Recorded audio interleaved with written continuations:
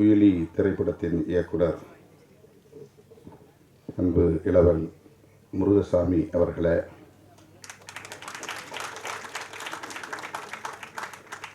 இத்திரைப்படத்தின் தயாரிப்பாளர் BM Film International நிறுவனத்தின் உரிமையாளர் VV அருண்குமார் அவர்களே,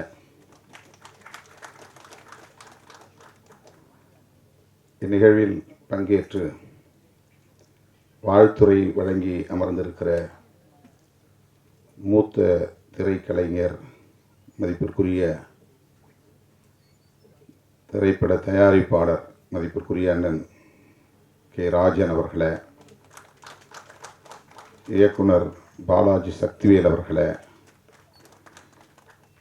இயக்குனர் ஸ்ரீஜா அவர்களே, குயிலியாக இந்த திரைப்படத்தில் நடித்திருக்கிற அன்பு சகோதரி லிசி ஆண்டனி அவர்களே,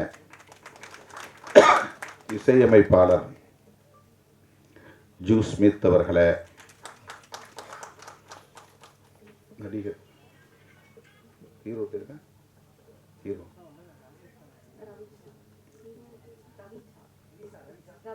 ரவிச்சா அவர்களே மற்றும்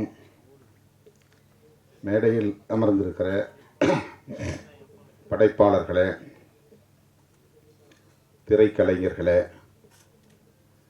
திரளாக கூடியிருக்கிற தமிழ் சொந்தங்களே, உங்கள் அனைவருக்கும் என்னுடைய பணிவார்ந்த வணக்கத்தை தெரிவித்துக் கொள்கிறேன். ஆர்ப்பாட்டம் ஒன்றில் பங்கேற்க வேண்டியிருந்தது. சத்தீஸ்கர் மாநிலத்தில் பழங்குடி மக்களுக்கு எதிரான ஒரு நடவடிக்கை, இராணுவ நடவடிக்கை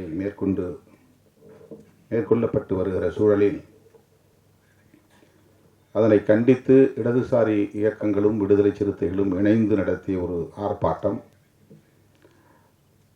இந்த நிகழ்வுக்கு இசைவளித்த பிறகு திடுமென அது ஏற்பாடு செய்யப்பட்டு விட்டது. 7:15 மணிக்குத்தான் அது நிறைவு பெற்றது. அங்கிருந்து இங்கே வந்து சேர சற்று காலத்தாழ்வு நேர்ந்து விட்டது. அதற்காக முதலில் என்னுடைய வருத்தத்தை தெரிவித்துக் கொள்கிறேன். குயிலி திரைப்படத்தின் முன்னோட்ட காட்சி எதையும் பார்க்க சந்தர்ப்பம் அமையவில்லை. நான் வருவதற்கு முன்னதாகவே பாடல் காட்சிகளும் ஒளிபரப்பப்பட்டு விட்டன. பாடலையாவது கேட்கிறேன் என்று கேட்டு ஒரு பாடலை தற்போது மேடையிலேயே கேட்டேன். கதை என்ன என்பதையும் வந்து அமர்ந்த பிறகு அண்ணன் ராஜன் அவர்களிடத்திலே கேட்டு தெரிந்து கொண்டேன். இந்த கால சூழலில் மிகுந்த சமூக பொறுப்புணர்வோடு மதுவுக்கு எதிராக ஒரு திரைப்படம் எடுக்கிற துணிச்சல் இயக்குனர் முருகசாமி அவர்களுக்கும் தயாரிப்பாளர் அருண்குமார் அவர்களுக்கும் வந்திருக்கிறது என்பதே பாராட்டுதலுக்குரியது. நான் நெஞ்சார பாராட்டுகிறேன், வாழ்த்துகிறேன்.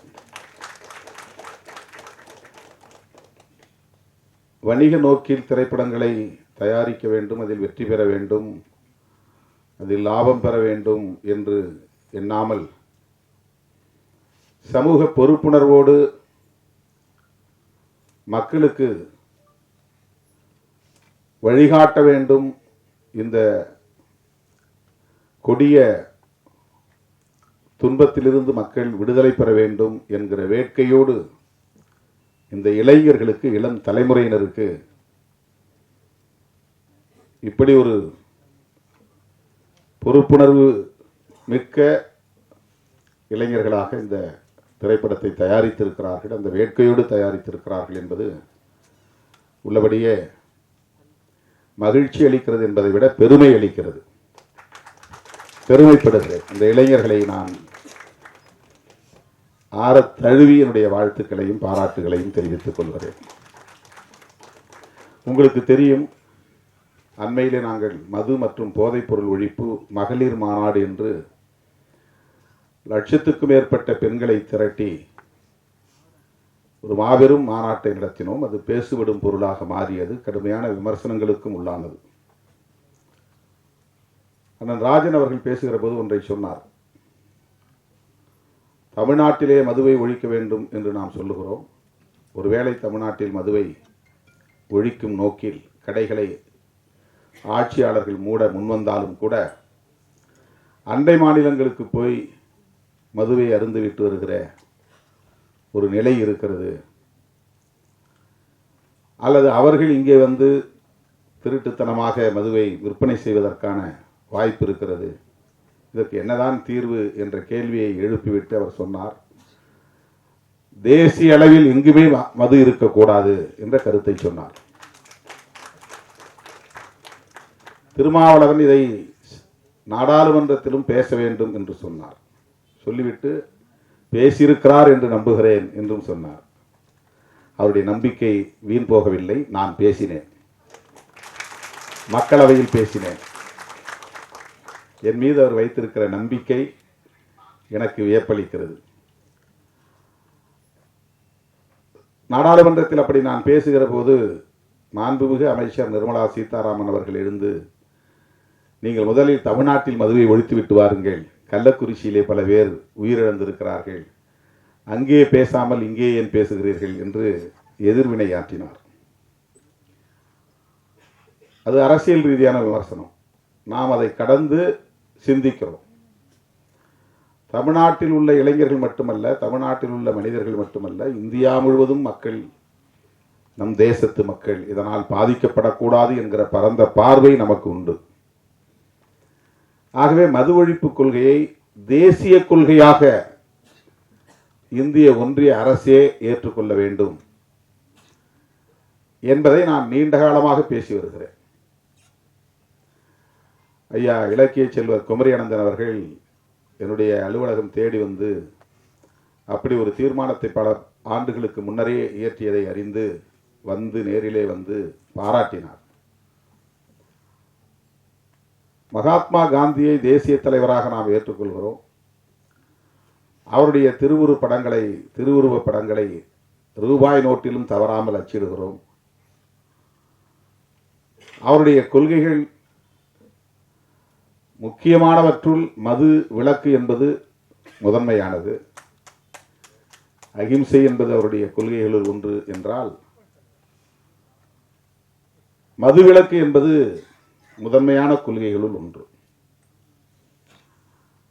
மகாத்மாவை தேசத்தந்தை என்று ஏற்றுக்கொண்டிருக்கிற நாம் அவருடைய உயிர் மூச்சான கொள்கைகளுள் ஒன்றான மது விலக்கை பொருட்படுத்துவதே இல்லையே. இதை மாநிலங்கள் பார்த்து கொள்ளட்டும் என்று ஒன்றிய அரசு கண்டும் காணாமல் இருக்கிறது. மாநில அரசுகள், தமிழ்நாடு மட்டுமல்ல, மாநில அரசுகள் வருமானத்திற்கான ஒரு வழியாக இதை பார்க்கிறதே. யார் எப்படி கெட்டு போனால் நமக்கென்ன என்கிற ஒரு அலட்சிய போக்கு மேலோங்கி இருப்பதாக தெரிகிறதே என்ற கவலை இன்றைக்கு நேற்றைக்கல்ல, பல 10 ஆண்டுகளாக எனக்கு உண்டு. அதை நான் பல மேடைகளில் பேசியிருக்கிறேன். பல மாநாடுகளில் தீர்மானங்களாக நிறைவேற்றியிருக்கிறோம். கள்ளக்குறிச்சியில் 60 பேர் உயிரிழந்ததும் நான் உடனடியாக அந்த பகுதிக்கு சென்று 2 நாள் இருந்து ஒவ்வொருவரின் வீடாக சென்று அந்த மக்கள் கத்தி கதறி அழுத நிலையில் அவர்களின் கைகளை பற்றி கொண்டு ஆறுதல் சொன்னேன். அவர்களுக்கு எம்மால் இயன்ற நிதி உதவியும் செய்தோம். உடனடியாக ஒரு ஆர்ப்பாட்டத்தையும் நடத்தினோம். அது போதாது என்கிற அடிப்படையில் மரக்காணத்தில் உயிரிழந்தவர்களையும் போய் சந்தித்து ஆறுதல் சொல்லிவிட்டு அவர்களுக்கும் நிதி உதவி செய்துவிட்டு அங்கே நான் அறிவிப்பு செய்தேன். மது மற்றும் போதைப் பொருள், மது மட்டுமல்ல, பல வகையான போதைப் பொருள் இன்றைக்கு புழக்கத்திற்கு வெளிப்படையாக வந்திருக்கின்றன. கஞ்சா போன்ற பல வகையான போதைப் பொருட்கள், ட்ரக்ஸ், போதை மாத்திரைகள் பள்ளி வளாகங்களிலே இப்போது கிடைக்கிறது. நகர்ப்புறங்களில் மட்டுமே புழக்கத்தில் இருந்த போதைப் பொருட்கள் இப்போது கிராமப்புறங்களிலும் ஊடுருவி இருக்கிறது. இந்த துயரத்தை, இந்த அவலத்தை எண்ணி இதற்கென்று ஒரு மாநாடு நடத்த வேண்டும் என்று அறிவிப்பு செய்து அதை ஒரு தேசிய கொள்கையாக இந்திய ஒன்றிய அரசே ஏற்றுக்கொண்டு எந்த மாநிலத்திலும் மதுக்கடைகள் திறக்கக்கூடாது, வருவாய்க்கு வேறு வழிகளை தேடிக்கொள்ள வேண்டும் என்று வழிகாட்டக்கூடிய ஒரு நிலைப்பாட்டை இந்திய ஒன்றிய அரசு மேற்கொள்ள வேண்டும் என்று வலியுறுத்தி தீர்மானம் நிறைவேற்றினோம். இப்போது பலரும் விமர்சித்தார்கள். தமிழ்நாட்டிலே கடையை வைத்திருக்கிற, திறந்து வைத்திருக்கிற ஆட்சியாளர்களை மேடையில் அமர வைத்துக் கொண்டு நீங்கள் தேசிய அளவிலே மதுவிலக்கு கொள்கையை பேசுவது எந்த வகையிலே நியாயம் என்று அரசியல் ரீதியான விமர்சனங்களை பேசினார்கள்.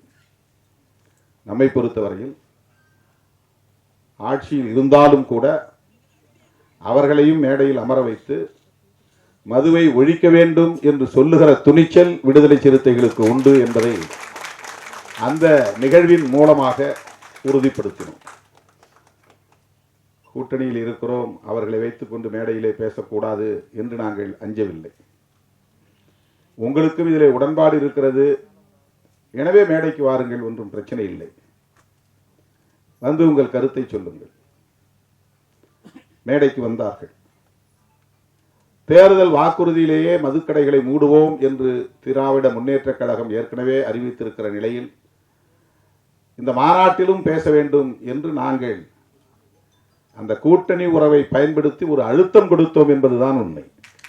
அதுதான் ஒரு பிரஷர். ஆளுங்கட்சியை மேடையிலே அமர வைத்து ஆமாம் எங்களுக்கும் மதுக்கடைகளை மூட வேண்டும் என்கிற கருத்திலே உடன்பாடு உண்டு என்று சொல்ல வைத்தது விடுதலை சிறுத்தைகள் என்பதை நான் இந்த இடத்திலே பதிவு செய்ய விரும்புகிறேன்.